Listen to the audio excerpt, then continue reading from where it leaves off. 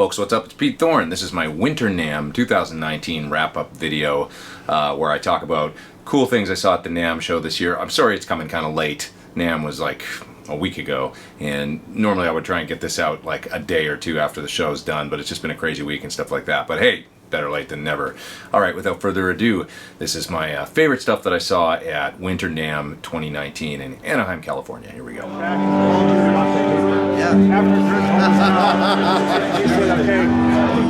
Either way that you look at it, you're able to find the tone that the player's looking for. I dug the Fender Acoustasonic Telecaster. There's some modeling stuff going on with electronics made by Fishman. Allows you to get the sound of many different acoustic guitars as well as some electric sounds, and the guitar just feels like a nice telly with a great big fat neck.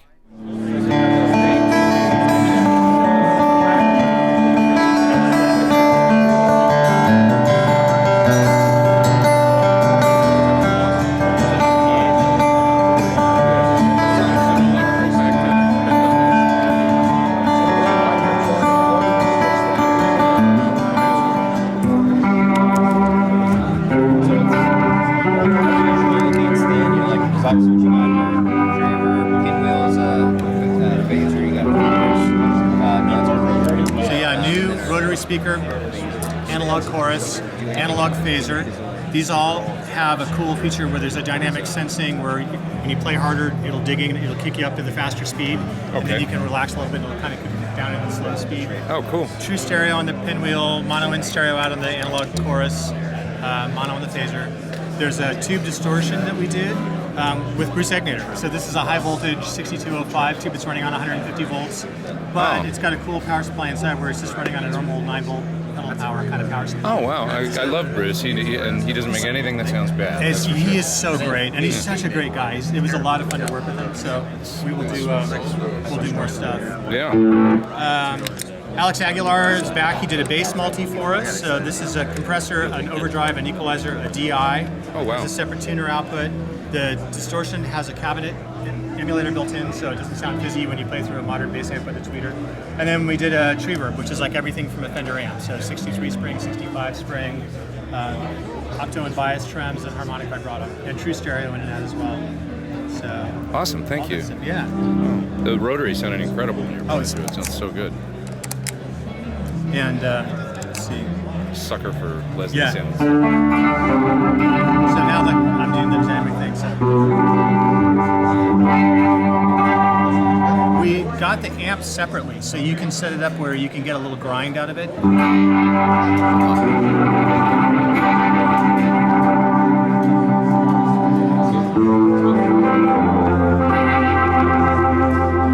So it's sensitive to your playing dynamic, right? It sounds.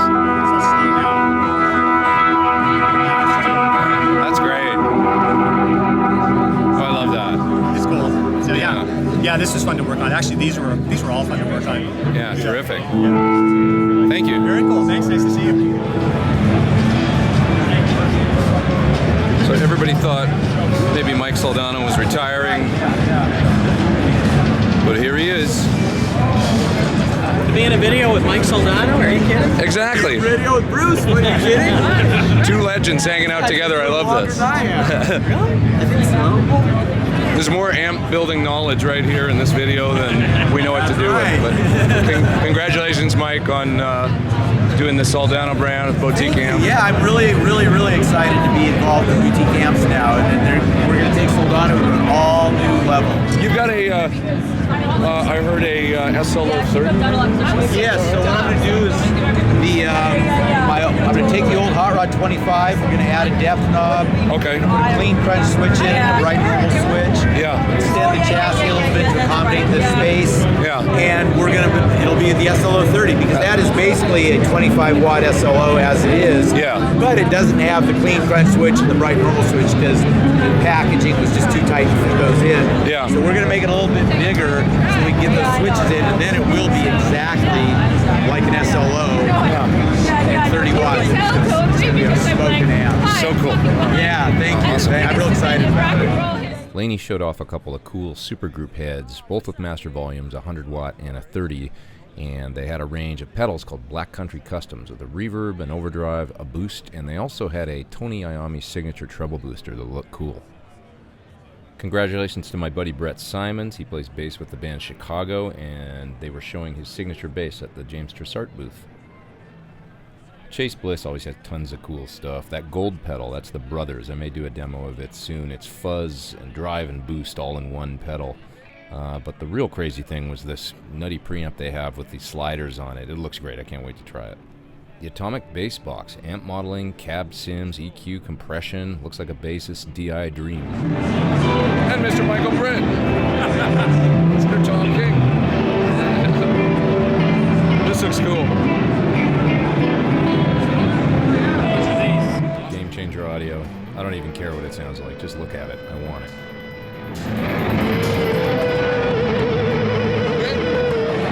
Okay, this game changer pedal has 3 motors in it, and you can do things like when you put the drill up to a guitar pickup, and you get that crazy sound like Paul Gilbert used to do, and so evidently this will do that in a pedal. Freed the Tone Future Factory RF phase modulation delay. Can't wait to try this one. They make great stuff.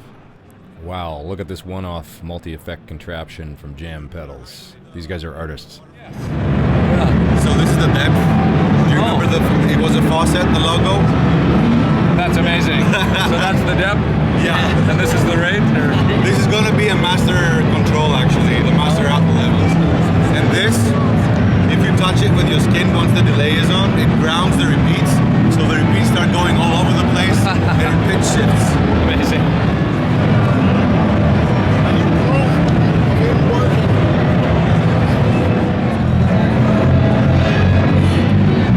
These are preamp pedals, basically old tube preamps that feature new old stock Muller tubes. Evidently they came across thousands of old, new old stock Mullers. They're 40, CV4014 tubes. And they found all these old Mullers, and they're evidently super reliable, and so they can put new old stock tubes in these preamp pedals. So you can use these into a tube power amp or solid state power amp, but they look really interesting.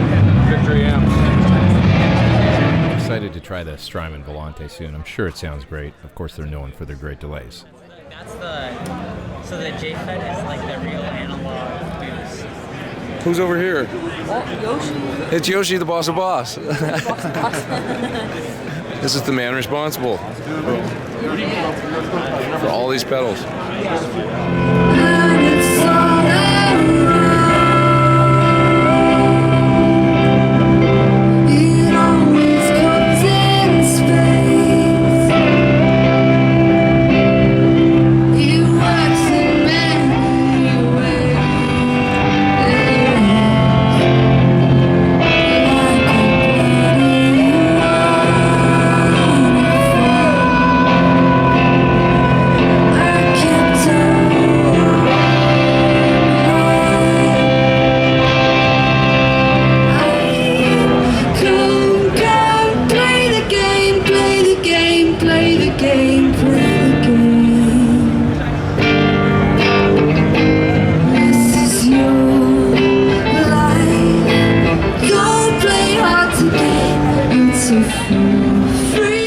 Confirmed sighting, he's alive, Elvis at the Boss booth.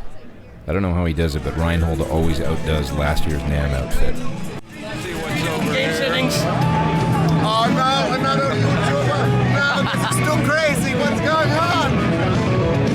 Whoa, hey, Suhr had this bad boy at their room. They had a dealer-only room this year, so if anybody went to the show, they weren't able to go look at this amp unless they were a Suhr dealer. But hey, there it is. It's the PT15. Here's a little video of John explaining the internal reactive load and how you can actually run it in parallel with a cabinet to kind of half power the amp, turn it into a 7-watt amp, and knock like 3 dB off the overall volume. Oh yeah. So and the 15, it's loud. It's a loud 15 watts. So if you plug into this jack, then it's the internal load, the reactive load over here, is still working. You can use both.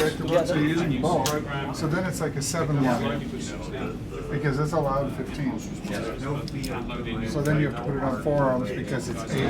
Hey, so what's your name? John. Oh, John. I hear you got a cool new amp. Yeah, it's a PT15. Yeah. Oh, cool. What does it do? It has IRs built into it, a reactive load, and it's fully programmable where you can put the IR in each channel Very cool. Can you even play with headphones? Absolutely, you can play with headphones, and you can even pump in your favorite music into the auxiliary in and play along with your favorite guy. Does the power amp sound good? Absolutely, 6v6s, very punchy. It's a loud amp. It's clean. We're really happy with it, especially Pete. He's really happy with it. Okay, let's give Sterling some love. This is pretty cool, right? Yes, Sterling. How many of these can you send me? I need 2, I think. Volume pedal with tuner built in. It gives you the graphic display where the volume's at. You turn it all the way back, tuner comes on. That is badass. I totally need that.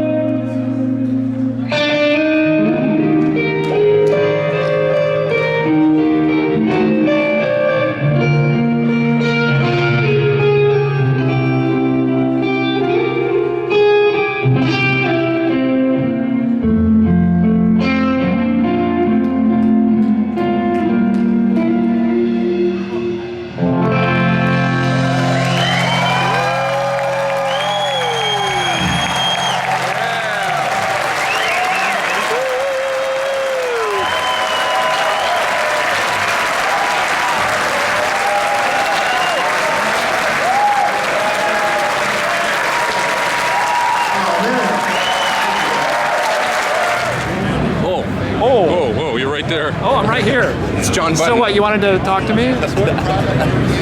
One of my best friends. Yeah. This guy right here. We're buddies. Do you see anything good? Do I see anything good? Anything cool here? You just got We're here. good. You're going to a Temple pedal board. Yeah, Temple boards. They do a crazy thing where the pedals screw on and off. You put like a sticky thing on the back of your pedal. Yeah. And then you have like a thumb screw and they screw on there. I love it.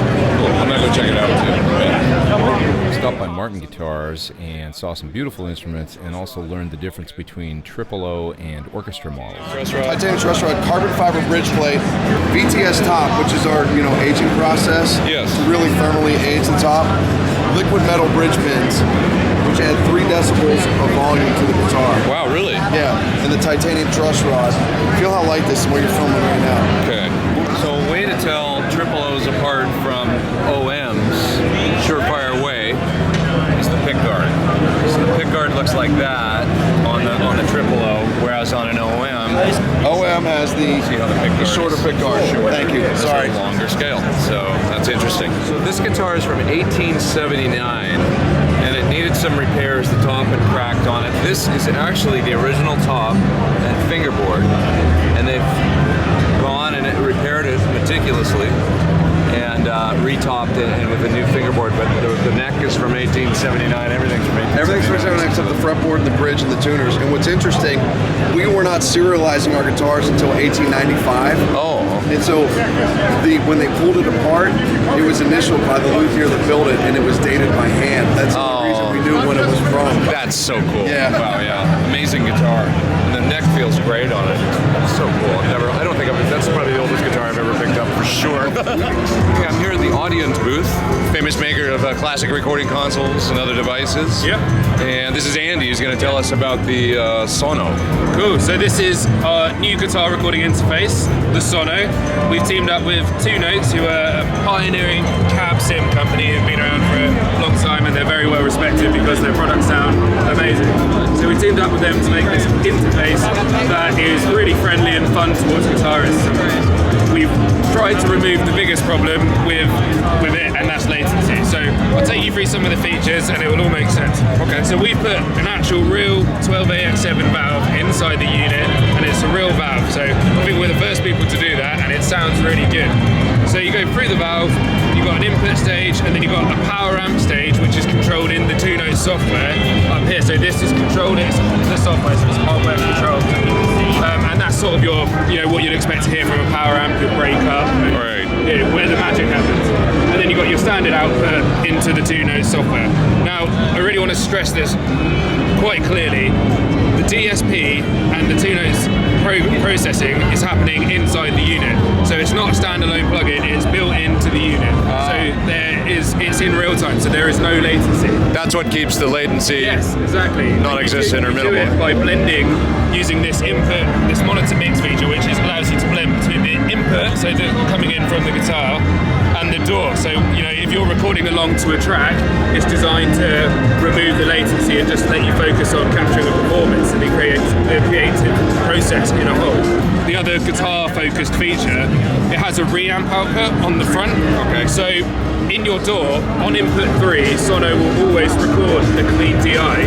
So you can send it out the reamp output later into your favorite hardware amp and set up a microphone, and like you would on a normal guitar cab, and record it back in, because this has 2 audio console mic pre's built inside as well. So it's a really, really flexible unit. A very cool feature that we've added for the pro audio guys and the synth guys, and this will also be really cool for vocalists, is you can send the first mic pre through the valve and through the 2 Notes processing. So if you're a synth guy, you could add some analog warp to your recordings and put it through some crazy effects. And also in this line in here, if you've got an external mic pre pedal, a preamp pedal, like a Kraken or something that's more focused for high gain, yes, you can actually come in the line in and bypass our preamp completely and just use the 2 Notes software. So power amp modeling, exactly, yeah. So you don't have to use our preamp if you don't want to, right? Okay, yeah. And now if I go onto the 2 Notes software, this is where all the really cool stuff is happening. So the general layout of it is you have a live room, the guitar cab, and a microphone. So what Tunos have done, and what this does for you, is it takes away all the audio engineering and the complicated sort of where do I put the mic, and you know, you might not have an extensive microphone collection, you might not have 400 cabs, not many of us do, and you might not have really nice libraries.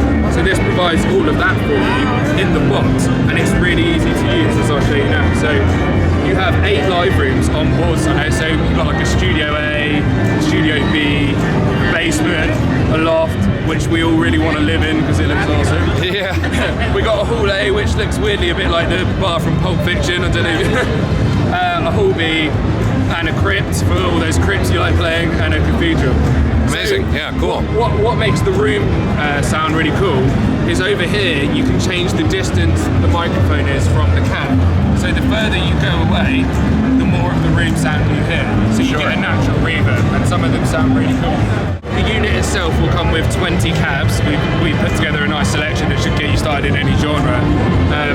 But we've got, for demo purposes, the full range here. As you can see, there is a lot. You've got 2x12s, 4x10s, 4x12s, and there's a lot of models that you'd expect to find in some of the world's best amps. Sure. And they've all been professionally modelled in some of the world's top studios, best engineers, by Tunos. So they've done all the engineering for you. It just sounds really good.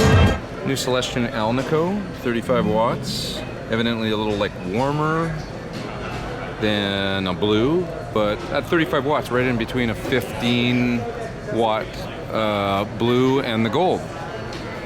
And the cream at 90. I like the concept of a blue sometimes is a little bright to me even. So the concept of a warmer sounding Alnico in the Celestion range is pretty cool.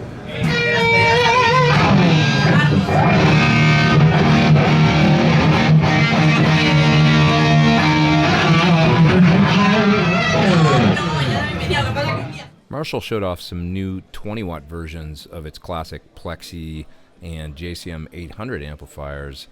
These are supposedly going to be made in the UK, and they're EL34 driven. They look really cool.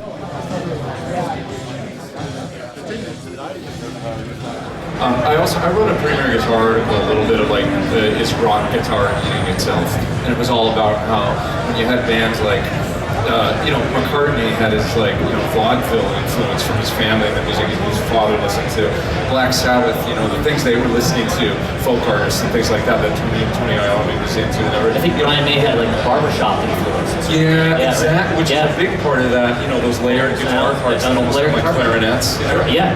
That's the thing. Is these guys took the stuff and did it in rock music in a way that nobody had.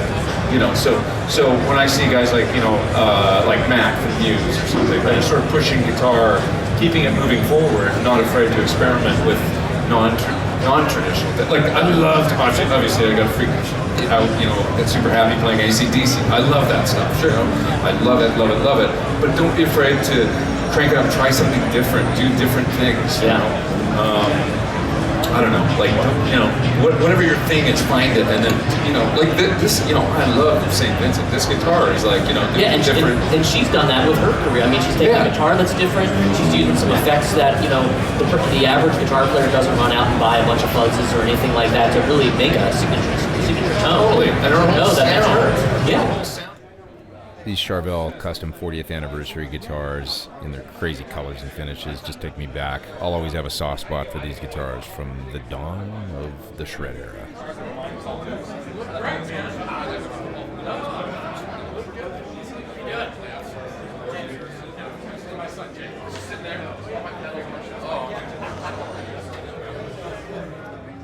Screamers, more screamers, still more screamers. So many screamers. Hi. You didn't know I could play the piano?